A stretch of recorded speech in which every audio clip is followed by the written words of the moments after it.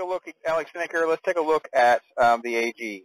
This has become one of my pets. I really had kind of heard some stuff on this, and then I kind of got angry because obviously with all the anti-Trump rhetoric and stuff that happens in our mainstream press, this kind of stuff really turned me off really quickly.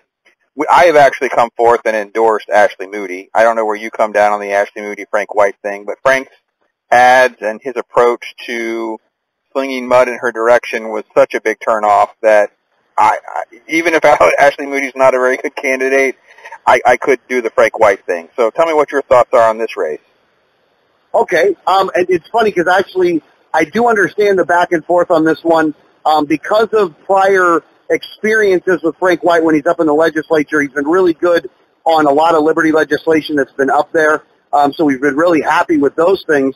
And he did end up getting the endorsement of the RLC over Ashley Moody. Now, I will say this. Ashley Moody went out and got endorsements for many of the sheriffs across the state. She really did work her game very, very well.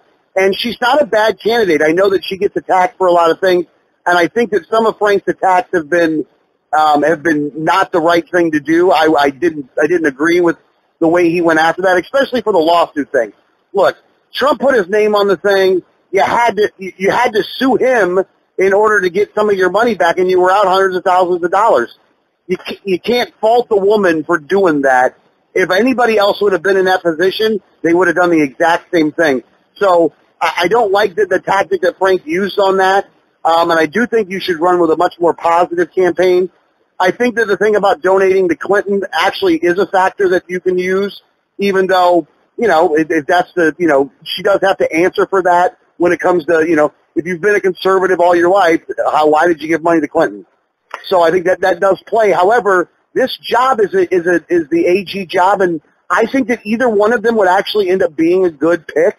But in looking at it, I sided more towards Frank White on that one, but that was because of, personal knowledge and seeing his record while he was in Tallahassee. Well, and let me say this about Frank. I don't really have any issues with a lot of his voting records and his stances. Obviously, he's very pro-life, and he represents a lot of things that I believe in. I think he'd be a fine AG. But, digging back and kind of using stuff out of context that dates back as far as like 2001, 2002, I thought was a little too below the belt for my taste. And it's really hard, especially when you have someone like Moody who's making kind of she's trying to make the transition into a much more high-profile political role from the legal one. And Frank's going the opposite direction, going from legal to political and then back into this one. So kind of an interesting dynamic that we're all kind of trying to work with. How do you think that, I know we talked about this in some of the other races, how do you think the sort of Trump factor kind of works with that one? Because Frank's all but wrapped himself in the Trump flag. Moody says, well, I support Trump. That's not my issue here. Just because we had this issue with this one lawsuit doesn't mean I don't support the president. How do you think that kind of plays out in this, if at all? Well, I think because a lot of times of the ignorance of the electorate, that they hear the sound bite in the TV ad, and that's all they know is that, Frank White's attack ad on her against suing Trump is going to play. Yeah. I think it will play, even though it shouldn't play. And again, it's funny because I do understand why you ended up going the way that you ended up going on this race, and I actually respect that, and I really think that candidates should listen to that more often, is that this going negative stuff has to end. Like, we have to get back to smart politics to where you're actually talking about the issues, that you're giving the differences on the issues between you and your competition, and elevating the conversation, not, putting it into the gutter. And I do think that Frank's going to get some advantages to that, but I also think he lost your vote because of that. And you know what? Deservedly so. Yeah, and let's do a little politics 101 for Frank White, especially because the numbers are that he will probably likely pull this one out. And if this were reversed and it were you and I, Snitker, there ain't going to be a negative campaign ad coming from me. What I would do is when we had a chance to talk face-to-face, hopefully in a debate setting, I'd say, listen, this is what happened in 2001, 2002. Obviously, some voters may be concerned about that. I'd kind of like to hear you go public with what your explanation is. Can you please put that out there?